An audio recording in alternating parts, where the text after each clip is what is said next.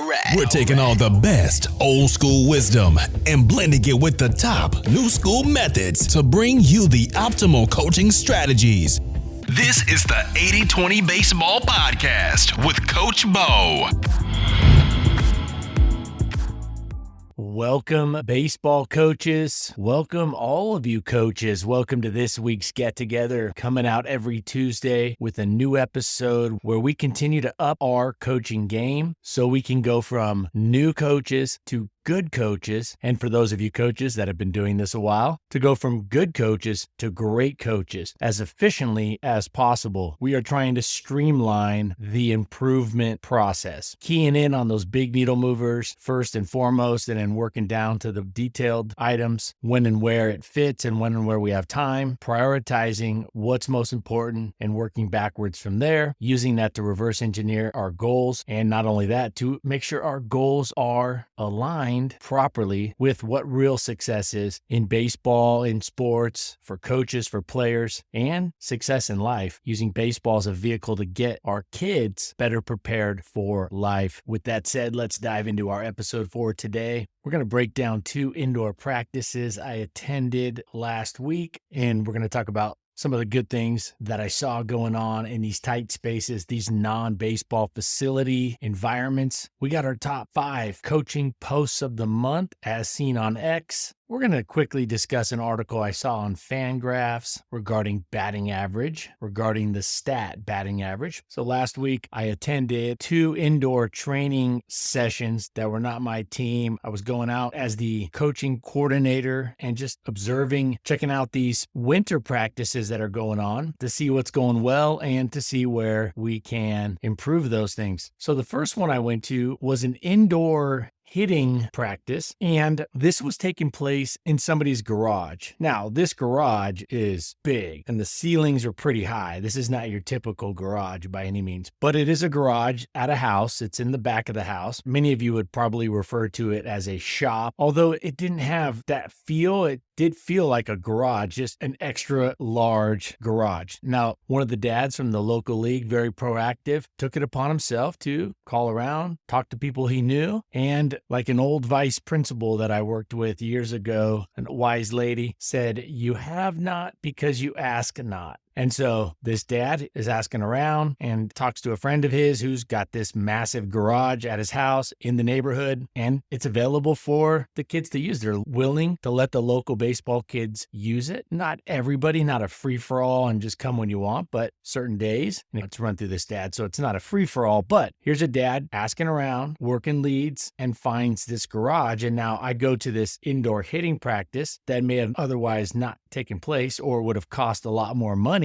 You got to go to a hitting facility and pay by the hour or whatnot for the machines, etc. And they put up some netting in there. So they had one tunnel, had a pitching machine. This was a 9-year-old practice, so the pitching machine didn't have to be super fancy. And then there were some of those bow nets, Champ Pro nets set up. There were 3 of those. They were using 2 of them with tees. So they had 3 kids hitting simultaneously. Each kid was getting 6 to 8 swings per minute. So let's approximate that at 20 swings per minute. There were 2 groups that hit for an hour each. So the team was broken up into 5 players and 5 players. There was 10 players attending this hitting session or these 2 hitting sessions. The first group of 5 came for 1 hour. The second group of 5 came for the next hour. I like breaking it up like that. So the parents only have to be there for an hour. The kids only have to be there for an hour. Less waiting around, more action while they're there. It gives them time to maybe have dinner with their family, get some homework done, or simply just live life rather than just sitting there staring at the wall twice the amount of time waiting to hit again. So between the 2 groups, my approximate tally for swings was about 100 swings per player. So 1,000 swings for this team, for those 10 players. The team got 1,000 more swings than they otherwise would have using this garage in the back of a house in the neighborhood. The netting wasn't super sophisticated. It was well put up, but it wasn't super expensive netting. Some basic screens to hit the balls in off the tee. And when you can net 1,000 swings extra each week, this time of season, this time of the year, that really adds up. I believe the team was doing approximately 10 practices this winter, half of those being hitting. So it's about 5,000 swings combined that the team is getting in the winter. Very impressive. One recommendation for all coaches is to have enough baseballs so there's less getting the balls picked up and there's more hitting. You can batch the collection of the baseballs. You can batch it so bigger batches. So once you get a ball party going in the tunnel, it's not much slower to pick up 100 baseballs than it is 40. So you always want to have as many baseballs as you can afford. The family should be pitching in, even if each family just supplies 12. Well, that's 120 baseballs right there. The name of the game for quality reps starts with baseballs. Having a large amount of baseballs or whatever kind of ball you're using. And I'll get into the differences here in a second. Something I saw on the tee drill that got me thinking about another alternative to just hitting off the tee is having a coach near the player, coaching up the player, and the coach yells swing or no swing as the hitter starts his initial movement of the swing, giving the hitter enough time to stop safely, but mimicking the start and stop that's going to happen in games. We want our players having aggressive takes. The thing with the tee is it's all swing all the time. In a game, hitters actually take more pitches than they swing at on average if they have a good approach, because the hitting zone, especially with less than 2 strikes, is much smaller than the non-hitting zone, and definitely at the lower levels where pitchers struggle to throw strikes. So I do think throwing that caveat in is something that came to mind when I'm watching this drill. I thought maybe round 3 or round 2, when they're hitting off the tee, it's a swing, no swing situation. The coach simply yells no with enough time for the hitter to stop. Although the coach can't say it before the hitter starts to swing or it defeats the purpose. They haven't moved yet. They haven't had their initial swing movement. So this helps train hitters to have aggressive takes, hard stops without committing to a swing. So I want to share that tip. Now you've just made the tee more game-like, because the tee is not that game-like. I like hitting tees. I really like using hitting tees, but it's not that game-like. It just isn't. So what are some things we can do to make it more game-like? Well, in a game, hitters have to decide to swing or not to swing. In fact, that might be the most important thing for kids at the lower levels. And like Ted Williams said, the number one thing to do is to swing at the right pitch. So I thought using the tee drill, be the second or third round that the kids funnel through, could be a swing, no swing situation. In the batting cage, the kids were swinging at every pitch that they could get to. I would flip-flop back and forth, plan A and plan 2. On the tees, I would mix in some heavy balls off the tee also, training those hitters to swing through the pitch and drive the pitch, really trying to hit hard line drives. We don't want our kids just to make contact with less than 2 strikes. We want them to try to drive the ball over those infielders' heads. So those heavy balls, getting a heavier ball, really forces kids to swing through it. Not only that, it should build a little bit of wrist strength, a little bit forearm strength, albeit not a lot, but it would be an uptick in some of that wrist strength as they swing through the ball, especially at contact. One thing I didn't see was a timer for the ball parties for picking up the balls. I definitely am a big fan of setting a timer for the ball parties. They were taking a couple minutes, probably could have been done in 60 seconds. And when the team's getting about 20 swings per minute between the 3 stations, if you can speed up 5 ball parties, that's 100 more swings for your team right there. You just netted 100 more swings, and all you did was simply just speed up the ball party. You put a timer on it. So instead of 2 minutes to pick up all the baseballs, it could be done in 60 seconds or 75 seconds. The 2 T groups only had a few baseballs. Definitely be nice to have a bucket, because every time you got to reach into the net, reach down to pick up a ball, it slows up the pace. Not only that, it also puts the coach, if the coach is picking it up, into the hitting zone, into the swing zone a little bit more. So I definitely think hitting off a tee, you get 20 baseballs, or if the kid's going through a round of 10 swings, 10 baseballs, and then pick them up while the next kid comes in. At a minimum, that's ideal, where the coach and the player that's hitting can pick up the baseballs. Typically, they end up in a little bit of a netting when hitting off a tee. The coach, check that, the player that just hit and the coach can get those 10 or 12 baseballs picked up while the other player knows it's his turn to come up and get set, get up there, get their feet in the right spot. Make sure their batting gloves, bat, helmet, everything's ready to rock. Another thing I'd like to see in these tight spaces where swings are taking place, I think it's a good idea to mark off, whether it's cones or tape, mark off the no-go zones. These are the swing zone areas. Mark them off. So kids know, I don't cross this line, this mark, unless I'm the hitter that's up until it's my turn to hit. So I would tape off swing zones and the do not go zones for those non-swinging hitters, for those non-hitters. Lastly, there was some great coaching going on, really great coaching going on. A lot of good points were made. In fact, I thought all the pointers made by the coaches were spot on. I typically would want to see less. I think it's good to have fewer coaching pointers. I think a default or a standard or a SOP is no more than one coaching pointer for every 3 pitches. Every situation is going to be a little different. If you have a kid that's really dialed in, maybe it's every 10 pitches. Maybe you go a whole practice where you don't say anything, and the next practice it's every 3rd pitch. Kind of mix it up. I was seeing some feedback almost every pitch or every 2nd pitch, and the feedback was actually really good, but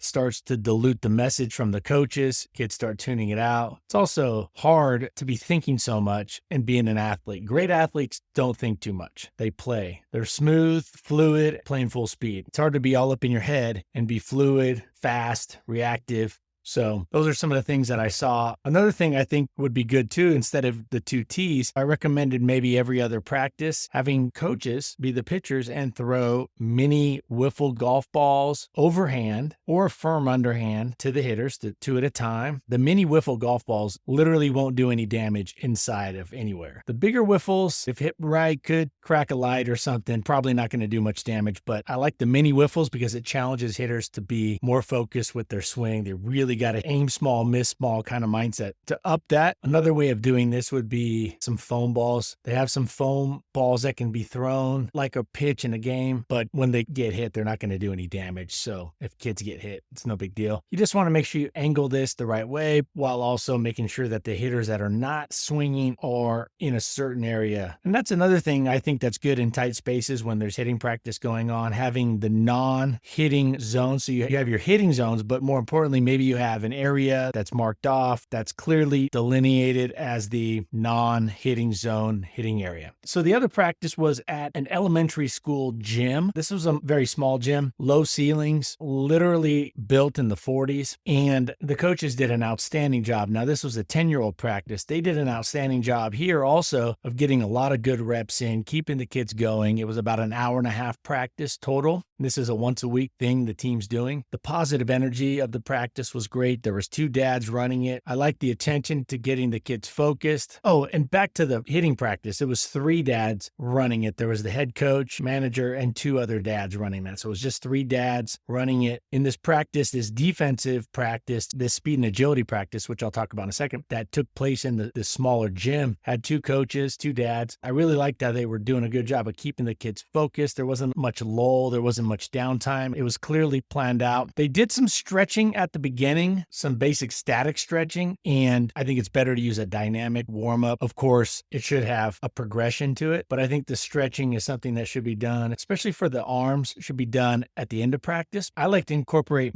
better movement, increasing the ability for our kids to move in different ways in further ranges of motion into a dynamic warm-up at the beginning of practice. The throwing routine, they did a really good job of breaking it down simple, starting with the grip, and the coaches were really good about making sure that the kids had a good 4-seam grip in this case. I would recommend to do a little bit less of the what I call step throws, so broken down into steps. So I do like breaking things down into steps, but I'm not as big a proponent as most coaches. I think the action needs to be practiced the vast majority of the time as a full movement, the full kinetic sequencing. I think it helps players from getting too rigid with it. It helps them practice it like in a game, because in a game, they're not going to go step 1, step 2, step 3, step 4, throw. I do like breaking it down a little bit to start. I do think it shouldn't be more than 10% of the reps. I do see a lot of things broken down into what I call step drills. So the movement is broken down into steps and it's drilled out in steps. There is a time and place for this, but I think this is overplayed, especially at the youth level with the small amount of time that we have.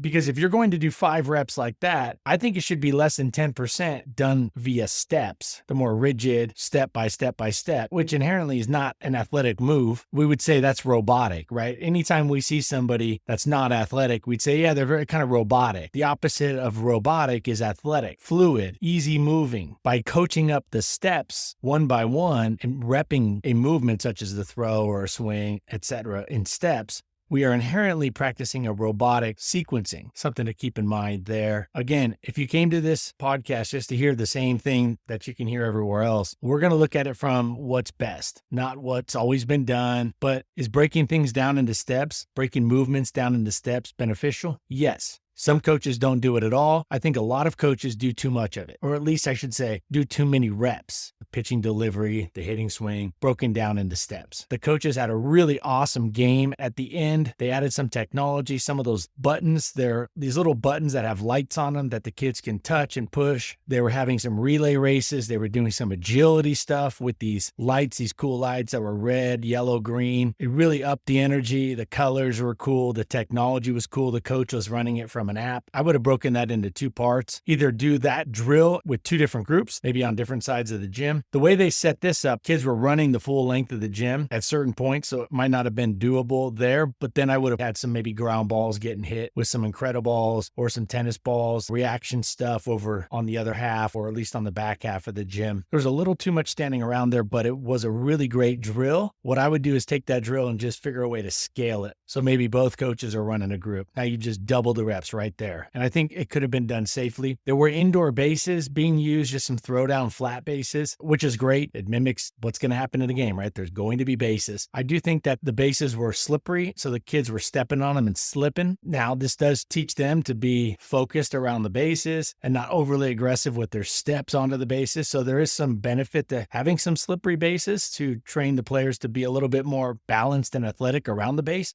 With that said, it did slow the players down a little bit, so I would recommend looking into getting some non-slip bases or some non-slip poly spots. The indoor bases, those rubber bases, typically won't come with a non-grip surface on the bottom, but there are poly spots, P-O-L-Y, poly spots have been around pretty much as long as any of us listening have been alive. Get some square or rectangle poly spots that are non-slip. They have those out there. You can get them on Amazon cheap. So in that case, instead of looking for indoor bases, maybe you have to look out of the box and go, well, what is the base? It's a square thing kids step on. Okay, so if it's not a 3-dimensional base, it's just a flat base, we can get some poly spots instead. So 2 small spaces, a 10-year-old team, a 9-year-old team, not a ton of coaches, and really some great things going on. A ton of reps, quality reps, hitting, throwing, defense, speed, agility, a lot of really good stuff. In these winter workouts, in these non-baseball environments, tight spaces, both of these were the time or the access was acquired from the same dad who just made some calls. And guess what? He got yeses. Now, he's probably tried some other things and maybe got told no on some other things, but I really like the I have not because I asked not mentality. And this dad's going around asking and really doing a great job. I know he's leveraging some stuff with the local high school right now as a win-win opportunity there. Really seeing some good things. So we got to step back and think, all right, can I make a few phone calls? Do I know anybody? Could I send out a mass text message? Could I send out a group email? BCC, bunch of people asking for space, trying to see if there's space to get some good quality training done this time of year. And these facilities were free. The gym use was free and this garage free. So in turn, the fee is very minimal for these kids to get some great training. And so some really great things going on that we can learn from. And I wanted to share not just what I saw, but how we can learn from that, how we can copy it, how we can grow, iterate to really maximize our opportunities as coaches and parents when it comes to youth baseball. And this could all transfer over to softball as well. All right, let's dive into our top 5 coaching posts of the month on X. These are awesome posts that I've come across on X. I'm a big fan of X, especially for that coaching content. And these top coaching posts, as determined by a committee of 1, are outstanding. Let's start. Number 1, this one is by William Payne at Tweets by Coach P. His post says, how your child treats others, takes accountability, and handles adversity are all far better indicators of the job you've done as a parent, and you could even say as a coach, than how many points they score, how many home runs they hit, or how many touchdowns they throw. This is a great message, not just for parents, but for coaches. Far better indicators of how we're coaching are things like how much our team hustles, how our team reacts to failure, how our team helps support each other, how our team reacts to a bad call, how our team treats the umpires, how our players treat the other team, what we're saying and not saying, how our team leaves the dugout, the condition our team leaves the dugout in. These are far better indicators of the job we're doing as coaches and as parents than how many home runs, how many doubles, how many strikeouts they had as a pitcher. Those are fun and those are important, and having success will keep kids coming back, of course. But it's a combination. It's a blend of the two. And I think a lot of times we err more on how they're playing the game rather than the type of people that they're becoming. The next post by @TheSportParent. Parents who cheer as loud for other children as they do their own are great parents to have around.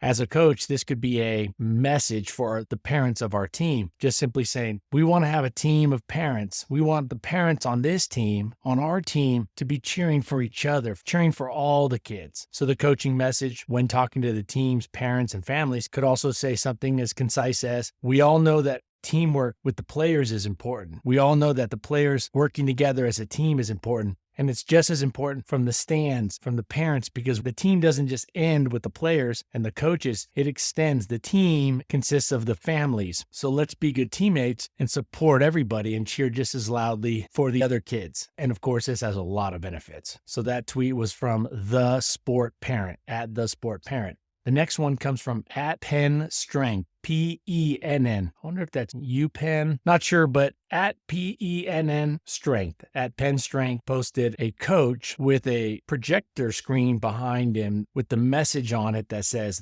the greatest coaches are those who love their athletes enough to risk not being liked, at least in the moment.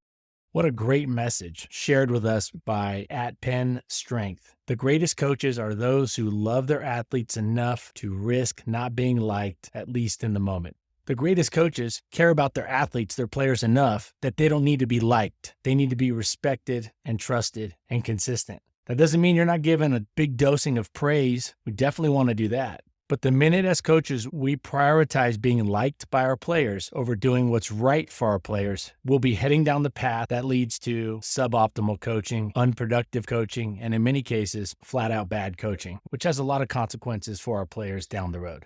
All right, post number 4 on our top 5 posts of the month as seen on X. This one was posted by at the Hoop Herald. This is real short. This is a one-liner, but I think the message here is really important for our egos as coaches. Being a coach, I think just being a human, we're battling that ego. We want to have confidence in our abilities. We want to have confidence in ourselves. We want to walk with some confidence, but we're also battling the ego, and that can show up in many different ways, typically never good. Here's the message, the post, the tweet by at the Hoop Herald.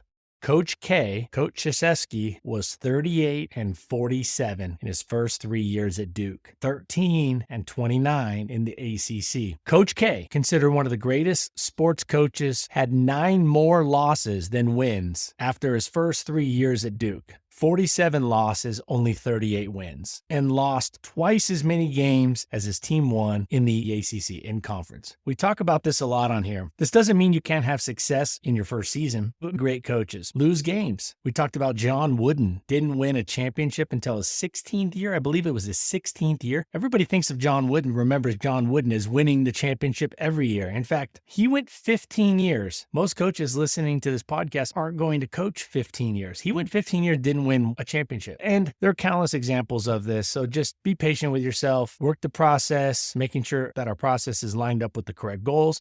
Our winning percentage when it comes to how our players turn out when they're adults. And also, what's our winning percentage when it comes to players that want to come back next year and play? We should be batting 1,000. That should be, our winning percentage should be 100% with kids that want to come back next year, insofar as it's not something out of our control. Right? Like they just happen to want to try a different sport or they moved, but that should be our winning percentage. Kids that want to come back and the kids that are better human beings because they played for us. And when it comes to the wins and losses with regard to the scoreboard, just keep in mind, even the great Hall of Fame historical coach, Coach K, one of the greatest to ever do it, was 13-29 in conference his first 3 years at Duke. All right.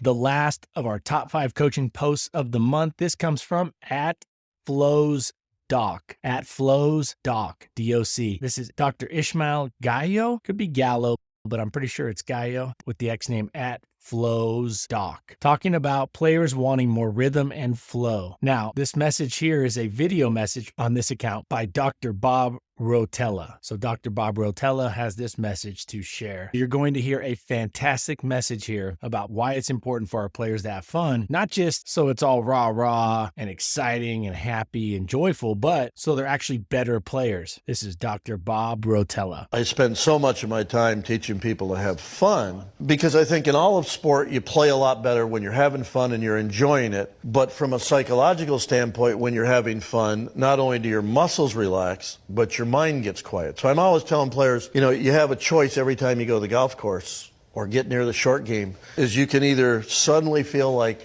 a really talented athlete, or you can turn yourself into a serious uptight nerd.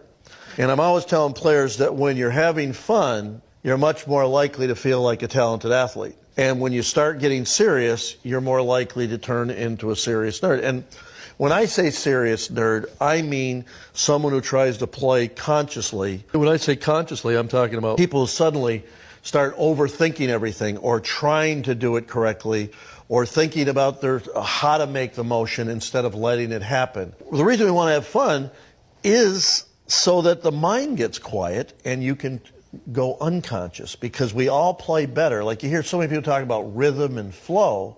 It's impossible to have rhythm and flow if you're doing it consciously. So you're going to get a lot more rhythm and flow and a lot of touch and feel if you're unconscious. What a great message. Keep in mind, when he's saying consciousness and unconscious, he's not talking about players getting knocked out, of course. I'm sure most everybody knew that, but I just wanted to clarify. It gets into the Zen world, the mindfulness world, books like The Power of Now. The consciousness or being unconscious is not how many of us initially think of it, as in the kid got knocked out by the ball that hit him in the head during the game. Just want to make sure I clarify that. So what a great message. At the end, you hear him talk about rhythm and flow, players playing with more flow, rhythm, in the zone, more athletic. You hear the words in the zone a lot. Rhythm and flow is another way of saying that. There was a lot of flow to it, and the rhythm and the fluidity of the movements. The anticipation was fast by the athlete, by the players. And he talks about it happening subconsciously. In other words, when they're not thinking, you hear him say, it has to be absence of thought. Now, this is one of the reasons I think we should not overcoach, overtalk with our players, because it becomes more cerebral, more up in the head and less with the body. We need to get a lot of quality game-like reps, because that's the body learning, not so much the mind. I think sometimes as coaches, we want to teach the players the game of baseball with words and thoughts. What I think is super underappreciated and highly undervalued is the importance of teaching our players the game of baseball, or whatever sport it is, or whatever thing it is in life. Could be driving, could be anything. Teaching them, setting them up in a learning environment that they learn by doing. We hear the message, they got to learn by doing. We learn by doing, because you're going through the movement, the reps. It's a physical thing in our case. It's the body doing it. The mind doesn't make the pitch. The body makes the pitch. Now, I'm a big believer in the mental game of baseball, but I've always said, and you can go back years on this podcast, as somebody who studied the mental game more than most, I was getting tutored by Dr. Ken Revisa 27 years ago in high school, not to mention all 4 years of college. I was watching a video of his just last month. Dr. Ken Revisa is considered the godfather of the mental game of baseball. He passed away not too long ago. And so, trust me, I'm a big believer in the mental game, but I think at the end of the day, I think the mental game is more about clearing out the thoughts. It's about releasing the thoughts. It's about playing with the absence of thought and just in the moment, in the flow, in the zone. This message is really good. In fact, one of the best mental game books I've ever read to help pitchers and hitters is called Zen Golf. I believe the author is Dr. Josephson. Highly recommend that book. And if any of you golf, it'll definitely help your golf game. I read that book. My golf game improved 5 strokes overnight. Seriously. Now, I basically went from averaging about 101 strokes on 18 to 96. So definitely didn't make me into the next Fuzzy Zeller. How do you like that throwback name for you real golf fans? One of the best names never talked about. Fuzzy Zeller. Some of you golf fans are smiling right now. So I'm into the mental game. I've been studying it for almost 3 decades now. In fact, my parents bought me the book Heads Up Baseball. I want to say the year it came out, like in 1994, 1995. But that said, I think we spend too much time thinking about the mental game rather than creating an environment where the kids can play fast, get a lot of quality reps, and then when it comes to the real game, they don't need to think so much. It's just more ingrained. It's more fluid. They have more rhythm and flow. They're more in the zone. So great post here to finish up our top 5 coaching posts of the month. I love that segment because it hits on a lot of different things. And I like to break it down so y'all can see how I'm looking at it, how I'm deconstructing it, how I'm tying it in with the things that are important, how I'm tying it together with how we can use it out there with our players. And I always try to branch off of a quote or a message into actionable items, things we can take from it and use with our team, our players, our kids. All right, we're going to finish up quick here with this article from Fangraphs titled How I Learned to Stop Worrying and Enjoy Batting Average Again by Jaffe at Fangraphs. Huge fan of Fangraphs. Been a big fan for years, been a subscriber for years. Definitely one of my go-tos. Not the best resource for youth baseball coaches, but I like it. It really gets the mind going when it comes to baseball and looking at it from different angles, specifically using stats to analyze and assess what makes a great baseball player, a great baseball team. And with that said, Jay, the author, is coming across as a longtime proponent of batting average, really wants to hold on to batting average because it's just something that was on every baseball card. It was on the screen when all of us were growing up. It was the go-to stat for hitters, right? He's a 300 hitter. Oh, he's batting 290. Does Tony Gwynn have a chance at 400?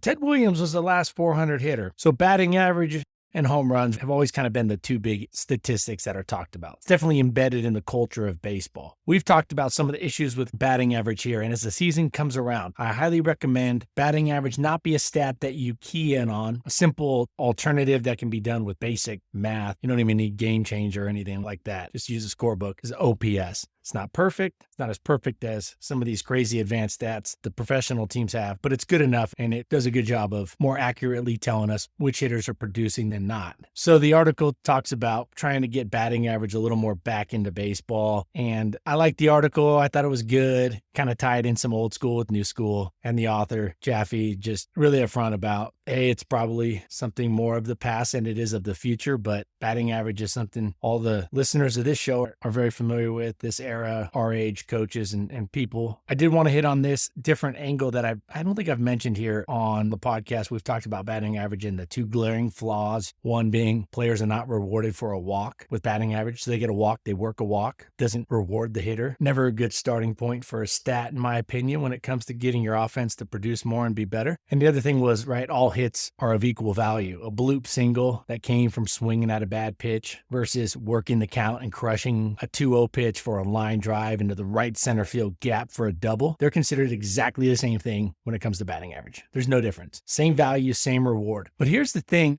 that I wanted to touch on that's a little different on this. And as we get into baseball season more and more, batting average always comes up, or it's just something we kind of lean on, and it's just part of the culture. And it probably will be, at least to some degree, for most of our lives. And that's cool. It is what it is, but it's missing the mark in this one big area that I see. Batting average is a player-first stat.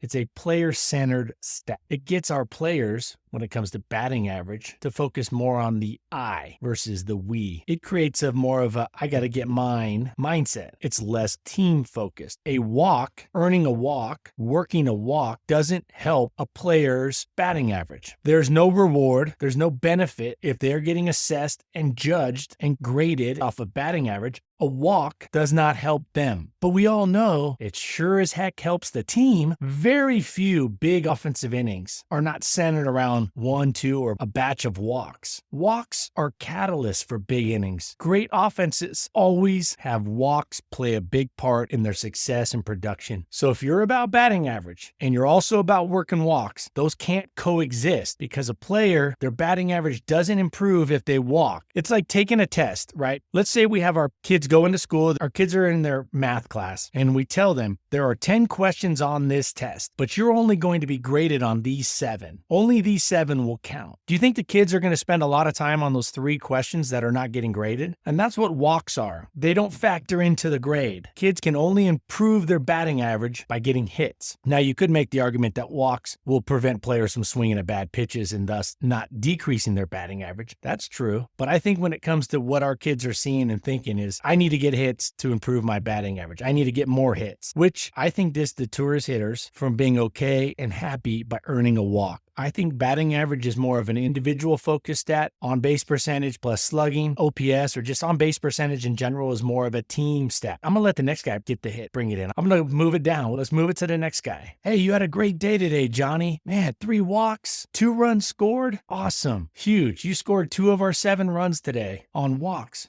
Yeah, coach, my batting average didn't go up. Coach, you're telling us we need to be 300 hitters. You're telling us our batting average should be 300. We should be hitting 350. Mom, Dad, you're telling me I should be hitting 400. I can't get there unless I swing. I can't improve it unless I swing. So which is it? You want me to get walks or you want me to get hits? And I think it's important that we coach up both. So The article was a nice back and forth. You can go read it at Fangraphs. It's a very accepting mindset that the author comes from. But more importantly, I wanted to tie in the idea that batting average is more of a selfish stat than on-base percentage or slugging plus on-base percentage, OPS, right? I'm going to take my walk. I'm going to let the next guy drive me in. So keep that in mind when we go out there and we're coaching up our offense, our hitters this coming season. Hey, I got a request for all of you. It really would be helpful if you could leave a quick review for the podcast. It really helps out. That's the best way to support the podcast, that and sharing it with somebody else. Just send it to somebody you know, another coach, family member saying, hey, you might like this. So leaving a review is the best way. The next best way is sharing it with somebody else. So it'd be much appreciated. And next week, we're going to talk about how having the right coaching priorities will increase something very important with our kids that we'll appreciate a ton when they're older, when they're adults. So why having the right coaching priorities now will not only benefit the kids, but will also reward us as parents when our kids grow up and become adults. And I have a great video message, a quick video to share with Albert Pujols talking hitting. So a quick clip of him talking hitting that I think is very usable for youth players. So I'll share that next week. And lastly, next week, I'll share a tip with all of you that can help us all iterate much faster on the fly and will help us not just iterate and adjust and improve our coaching game, our team, our coaching environment, our practice environment, our pregame routine. Not only will it help us iterate much faster, it'll also help the certainty that the iteration that we're doing is going to work. So we'll get into those three things next week. I hope you all have a wonderful rest of your week. And until next week, let's take care of our health so we can be at our best for our families. We can be there for our close friends, and we can be the coach that we want to be. Let's take this information out to the field, out to the training environment. And like any good two-strike approach, sometimes you just got to put it into play, see what happens. All right, y'all take care. Until next week, adios. This has been the 80-20 Baseball Masterclass. Take it to the field.